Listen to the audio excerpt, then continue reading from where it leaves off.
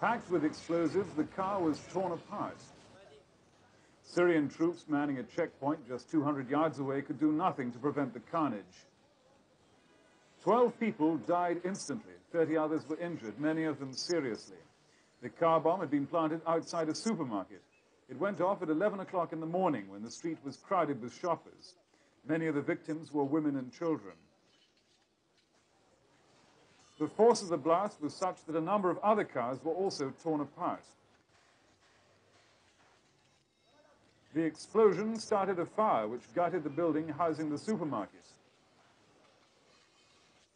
No one claimed immediate responsibility for the explosion, the latest in a spate of car bombings in Syrian-controlled areas of Lebanon. But after placing it so close to this maternity hospital, where fortunately there were no casualties, no one doubts the ruthlessness of the attackers or their determination to force a Syrian withdrawal. This image of Beirut is entirely familiar. Blasted streets full of rubble, shell-marked apartment blocks, and children who have to walk and play on dangerous streets. But this scene is entirely new. 17 babies lined up at the Islamic orphanage in West Beirut.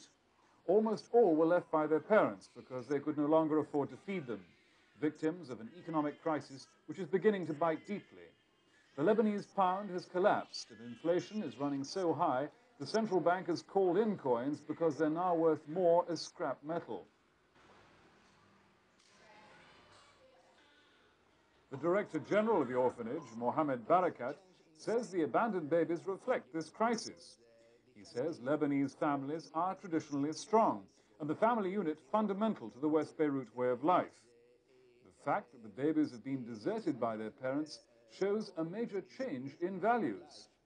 So when there is many mothers and families put their babies in street or they leave it without any responsibility, that means that a big change of values is happening in our country, and this is not a good sign.